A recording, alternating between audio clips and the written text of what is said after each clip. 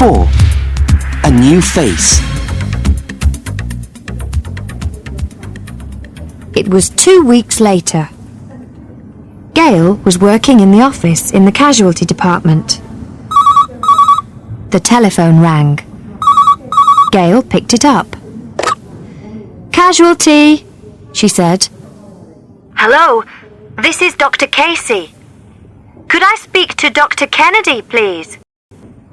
"Just a minute," said Gail. She went and got Dr. Kennedy. He picked up the phone. Gail sat down again. "Kennedy here." "Oh, hello, Josephine." "What?" "But they can't." "They have?" "When?" "No." "And where are they taking him?" "Why can't they tell you?" "That's terrible." Yes. "See you later." He put the phone down. He was very angry. Gail could see that. She waited. "That was Dr. Casey," he said. "Mr. Tucker has taken Alex Hale from the hospital." "But he's in a coma," said Gail. "Yes. They took him in a private ambulance. They're going to a private hospital. Dr. Casey is very angry." Gail often thought about Alex. One evening, a few months later, she was watching television in the nurse's home. It was a rock music program. And now we've got the new record from Alex Hale. It's Saturday night, and here is Alex. He's going to sing it for us. Alex had a car crash a few months ago, and he's had plastic surgery. So it's a new face for a new face. You remember, Alex was in the group New Face 2 years ago. And here he is, Alex Hale.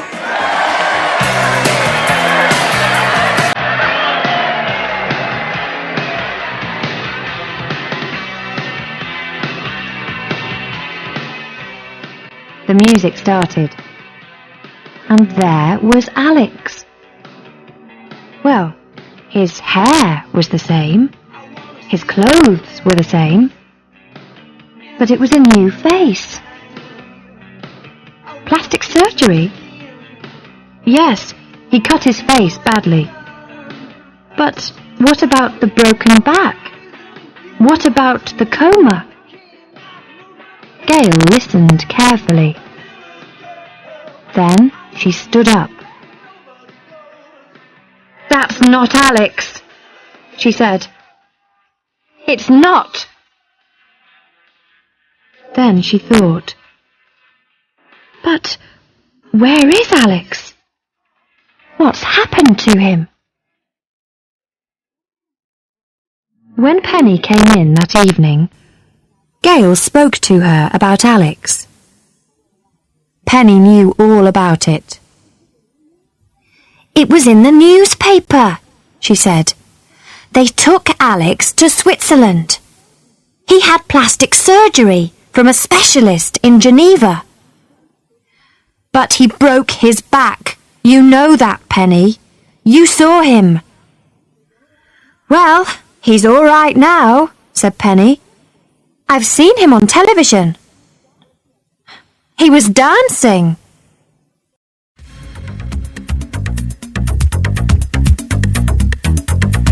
Five. An old friend. The next Saturday, Gail was shopping in Midhurst. She was looking for some new trousers. She went into a clothes shop in the high street and looked at some pairs of jeans. £55. Everything was expensive. She stopped and listened to the music in the shop. Saturday night. They were playing the record in all the other clothes shops that afternoon too. It's going to be a big hit. Maybe #1, thought Gail. Gail! Hi! I haven't seen you for years. Gail looked round. Diane! She said. How are you?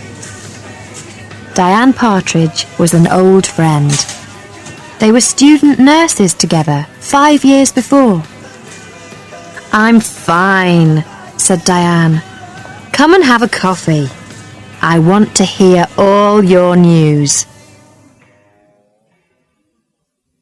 They went to a cafe and got 2 coffees. Gail opened her handbag. No, said Diane. I'll pay. Really? They sat down at a table. Diane had 3 or 4 shopping bags. She put them under the table. New clothes, she said. What are you doing now? Asked Gail. I'm working at a small private hospital. It's near Frampton. It's a wonderful job. The hospital's very expensive and they pay me very well. They talked for half an hour. Diane was telling Gail about her job. I like the job, but it's very sad sometimes, she said. I'm looking after a young man. He had a terrible car crash a few months ago. He broke his back. He was in a coma for 3 months. Gail sat forward. He isn't in a coma now? No, said Diane. He woke up 2 weeks ago. It's very sad. There's something wrong with him. You know, he thinks he's that rock star. The famous one. What's his name? Alex Hale? Said Gail quietly. That's right, Alex.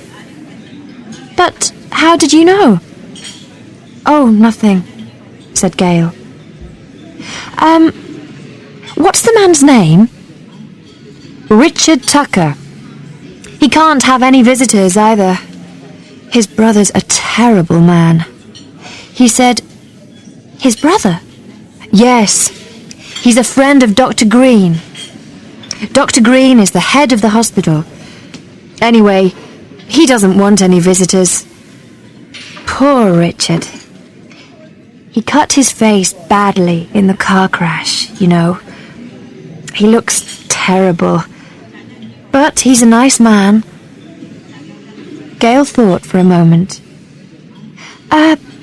Diane, she said. I'm looking for a new job. Does your hospital need any new nurses? Yes, said Diane. We always need good nurses. Why are you... Can I come and see the hospital? Said Gail. All right, said Diane. Come tomorrow. It's Sunday. Dr. Green isn't there on Sundays. You can have a look at the hospital. Then maybe you can write to him about a job. Thanks, said Gail. See you tomorrow.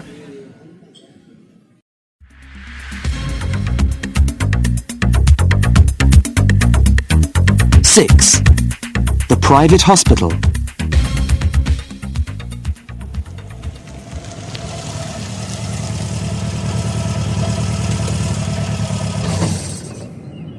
Gail stopped the car and looked at the map. Yes, this was the road. But where was the hospital? It was somewhere near here. There were tall trees on both sides of the road. and there were no houses. She looked at the map again. There was no hospital sign on the road. She started the car and drove slowly along the road.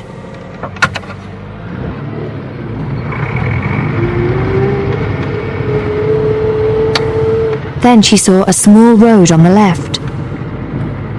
There was a sign on the corner. It was very small. Chamford Private Hospital. Gail turned left and drove along the small road for nearly a mile. Then she could see the hospital. It was a beautiful old house with gardens in front of it. She drove into the car park and got out of her car.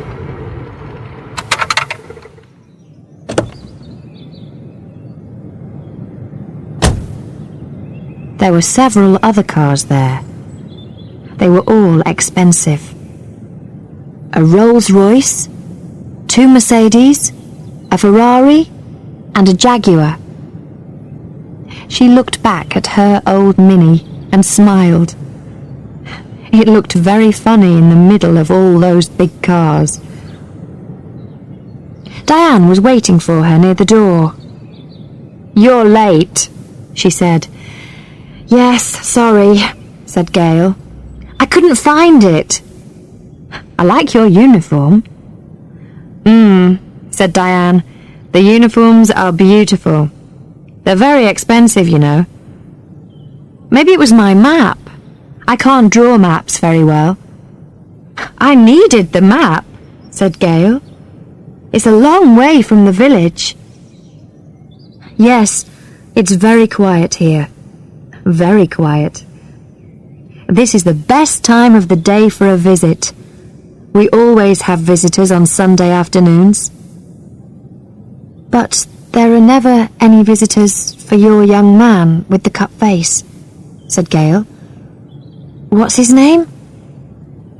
"Richard Tucker," said Diane.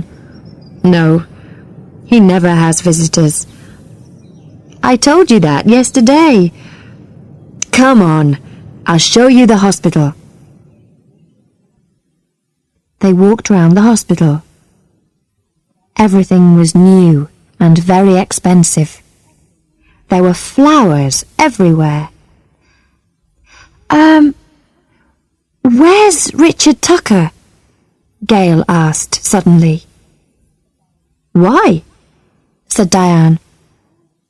"Oh, I was thinking about him. Can I talk to him for a minute? He doesn't have any visitors. I think that's very sad. He must be very unhappy." Diane smiled. "All right. Dr. Green isn't here. Come on, he's upstairs. But just for a minute."